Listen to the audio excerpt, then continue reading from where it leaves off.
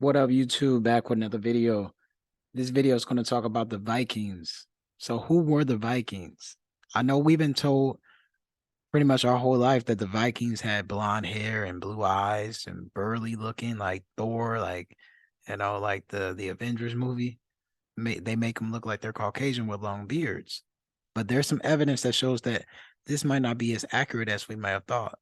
And many of them had quote unquote dark complexions. So this is an article from Live Science. Let's read it and we're gonna learn some things today.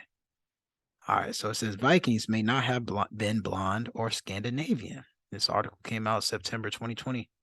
The research debunks the modern image of Vikings. Just zoom in a little bit. Those ferocious seafaring warriors that explored and traded across Europe from the late 8th to the early 11th centuries, known as the Vikings, are typically thought of as blonde Scandinavians, but Vikings may have a more diverse history. They carry genes from Southern Europe and Asia, a new study suggests. We didn't know genetically what they actually looked like until now. A senior author, Elske Willerslev, a fellow of St. John's College of the University of Cambridge and director of Lundbeck Foundation, a geogenetics center at the University of Copenhagen in Denmark, said in a statement, the research debunks the modern image of the Vikings. For the study, which took 6 years to complete, an international group of researchers analyzed the DNA taken from the remains, such as the teeth and bones of 442 people who lived sometime between 2400 BC to AD 1600, found in archaeological sites across Europe and Greenland. These people lived for the most part during the Viking Age, which lasted from about AD 750 to AD 1050.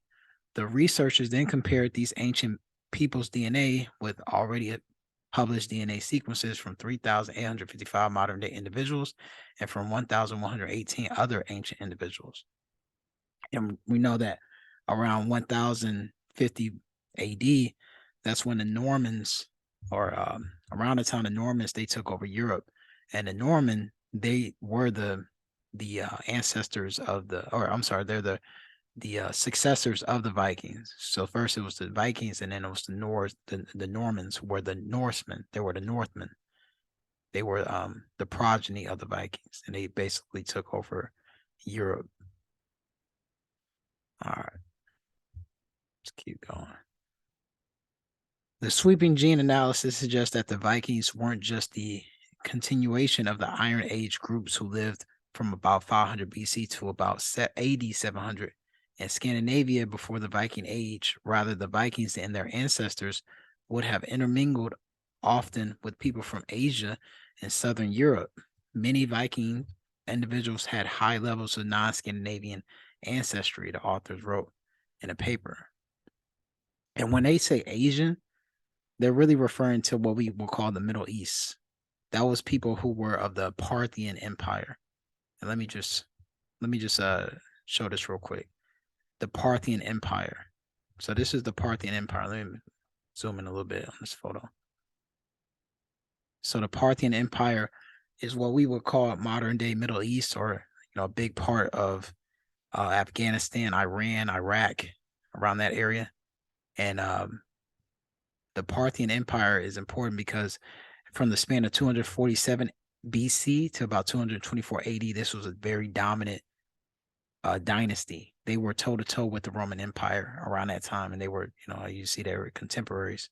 But the Parthian Empire, it was a residual kingdom after the Greek invasion with Alexander, and they fought and maintained their own independent nation separate from the Roman Empire when they started to take over.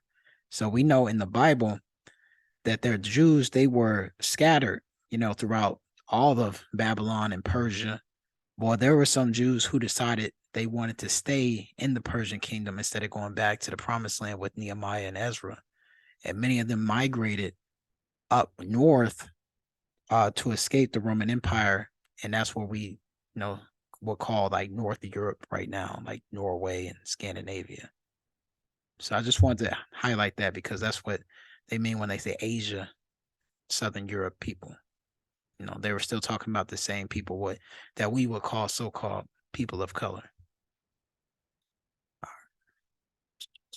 So no one could have predicted these significant gene flows into Scandinavia from Southern Europe and Asia happened before and during the Viking Age.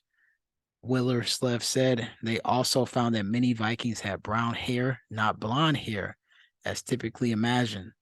According to the statement, the researchers found that genetic differences among different Viking populations within Scandinavia, which suggests that Viking groups were much more isolated from each other than previously thought. The coastal communities had high genetic diversity, likely due to more trading and spread of people than communities in the heartland of Scandinavia, the authors wrote. What's more, by comparing ancient genes to modern genes, the researchers were able to confirm ideas about how the Vikings moved out of Scandinavia to raid and trade. Vikings from present-day Denmark typically went to England. Vikings from Sweden went mostly east to the Baltic region, and Vikings from Norway traveled to Ireland, Iceland, Greenland, and Isle of Man. And they also say that the Vikings were able to travel to Canada. They said the Vikings were very good in the seas, and they were able to travel to Americas before the modern day European was able to. All right. I think that's all I want to say. That's all I want to talk about today. But I got something else. This is an insert from in the Encyclopedia Britannica in 1824. I just want to read it.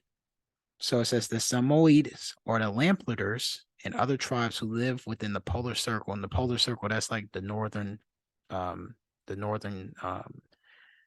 of the globe. So that's like Norway and Scandinavia and all that, Iceland, Greenland.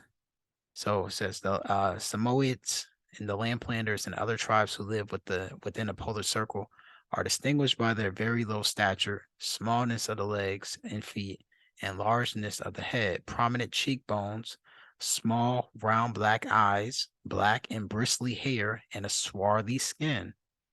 Remember we talked about swarthy or Schwartz. It all means black. So that's why it's like even when the article we just read, it said that they had brown hair, they translated that as brown hair, but really it probably said swarthy hair. Yeah. Okay. Because swarthy is basically just brown, but it literally means black, but how we would range it from a tan to a dark brown to to almost like a black color. The Lamplanders from intermixture with the Finns, Russians, Norwegians have lost in some degree the characteristic traits of the original race. So even here it says that the modern day people, the Finnish people, the Russians, the Norwegians, they lost in some degree the characteristic traits of their original race. So they're saying that the modern day people who live in those lands are not how they used to look or how they originally looked. And that's what we have to understand about history and about where we live at right now is not how it used to be. So that's why a lot of history is kind of been swept under the rug to kind of preserve the people who live there, to make them believe that they're the original people of those lands. And that's, to basically fulfill prophecy, but also to just make them, feel like they belong here.